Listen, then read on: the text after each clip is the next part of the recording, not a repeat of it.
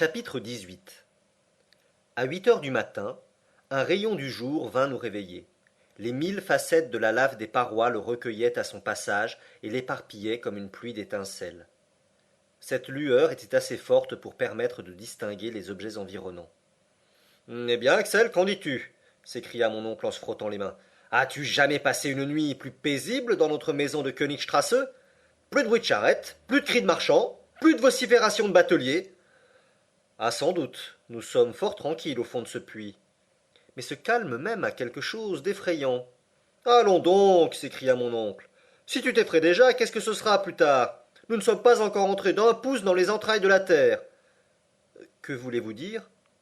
Je veux dire que nous avons atteint seulement le sol de l'île. Ce long tube vertical qui aboutit au cratère du Sneffels s'arrête à peu près au niveau de la mer. En êtes-vous certain? Très certain. Consulte le baromètre. En effet, le mercure, après avoir peu à peu remonté dans l'instrument à mesure que notre descente s'effectuait, s'était arrêté à 29 pouces. Tu le vois, reprit le professeur, nous n'avons encore que la pression d'une atmosphère, et il me tarde que le manomètre vienne remplacer ce baromètre. Cet instrument, en effet, allait devenir utile, du moment que le poids de l'air dépasserait sa pression calculée au niveau de l'océan.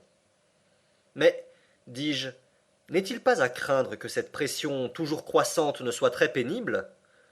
Non, nous descendrons lentement, et nos poumons s'habitueront à respirer une atmosphère plus comprimée. Les aéronautes finissent par manquer d'air en s'élevant dans les couches supérieures, et nous en aurons trop peut-être, mais j'aime mieux cela.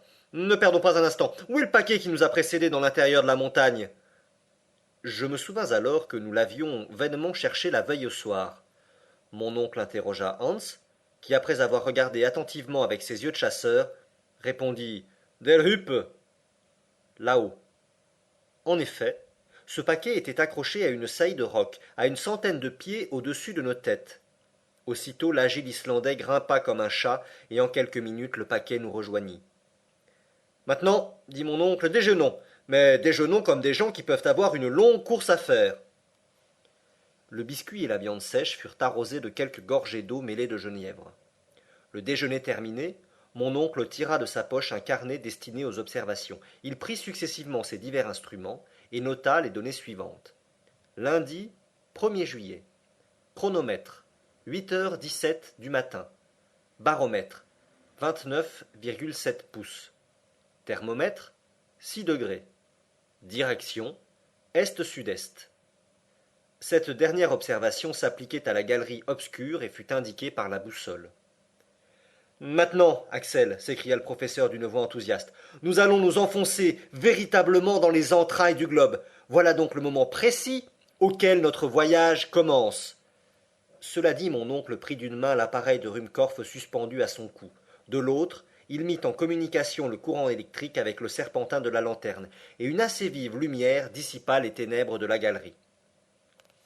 Hans portait le second appareil, qui fut également mis en activité.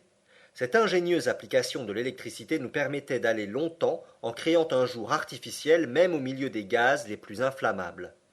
En route, fit mon oncle. Chacun reprit son ballot.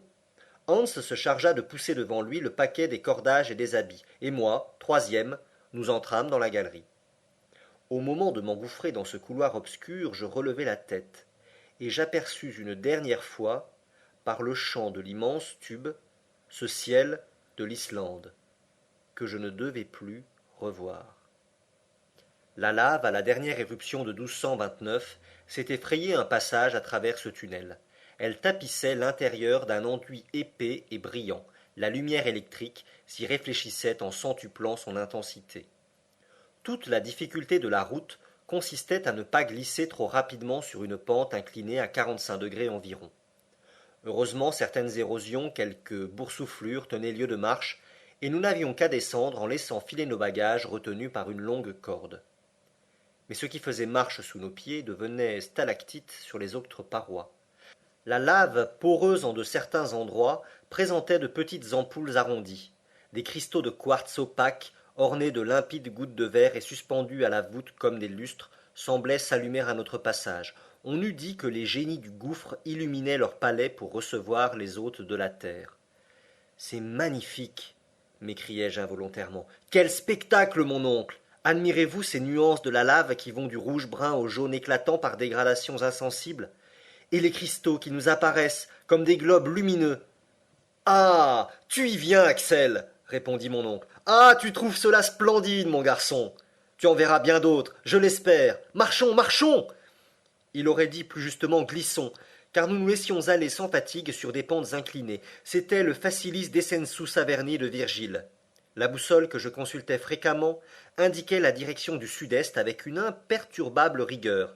Cette coulée de lave n'obliquait ni d'un côté ni de l'autre, elle avait l'inflexibilité de la ligne droite. Cependant la chaleur n'augmentait pas d'une façon sensible, ce qui donnait raison aux théories de Davy, et plus d'une fois je consultais le thermomètre avec étonnement. 2 heures après le départ, il ne marquait encore que 10 degrés, c'est-à-dire un accroissement de 4 degrés. Cela m'autorisait à penser que notre descente était plus horizontale que verticale. Quant à connaître exactement la profondeur atteinte, rien de plus facile.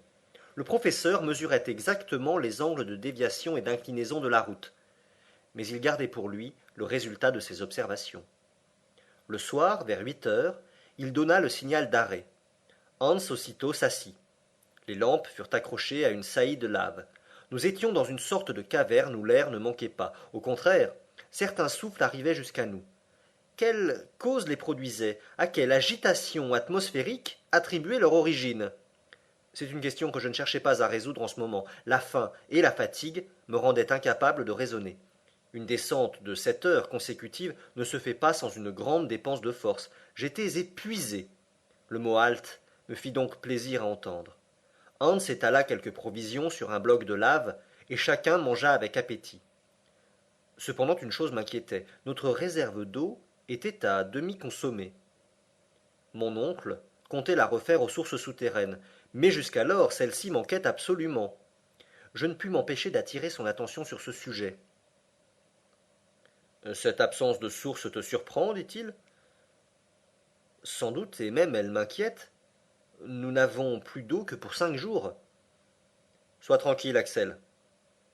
Je te réponds que nous trouverons de l'eau. Et plus que nous n'en voudrons. Quand cela? Quand nous aurons quitté cette enveloppe de lave. Comment veux-tu que des sources jaillissent à travers ces parois? Mais peut-être cette coulée se prolonge-t-elle à de grandes profondeurs? Il me semble que nous n'avons pas encore fait beaucoup de chemin verticalement. Qui te fait supposer cela? C'est que si nous étions très avancés dans l'intérieur de l'écorce terrestre, la chaleur serait plus forte. D'après ton système, répondit mon oncle. Qu'indique le thermomètre? 15 degrés à peine, ce qui ne fait qu'un accroissement de 9 degrés depuis notre départ. Eh bien, conclus? Voici ma conclusion. D'après les observations les plus exactes, l'augmentation de la température à l'intérieur du globe est d'1 degré par 100 pieds. Mais certaines conditions de localité peuvent modifier ce chiffre. Ainsi, à Yakoust, en Sibérie, on a remarqué que l'accroissement d'1 degré avait lieu par 36 pieds. Cette différence dépend évidemment de la conductibilité des roches.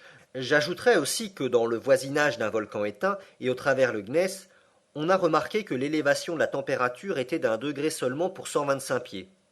Prenons donc cette dernière hypothèse qui est la plus favorable et calculons. Calcule, mon garçon, calcule. Rien n'est plus facile, dis-je en disposant des chiffres sur mon carnet. 9 fois 125 pieds donne 1125 pieds de profondeur. Ah, rien de plus exact. Eh bien, d'après mes observations, nous sommes arrivés à 10 000 pieds, au-dessous du niveau de la mer. Est-il possible? Oui, ou les chiffres ne sont plus les chiffres. Les calculs du professeur étaient exacts. Nous avions déjà dépassé de 6000 pieds les plus grandes profondeurs atteintes par l'homme, telles que les mines de Kitzbühel dans le Tyrol et celles de Wüstenberg en Bohême. La température, qui aurait dû être de 81 degrés en cet endroit, était de 15, à peine. Cela donnait singulièrement à réfléchir.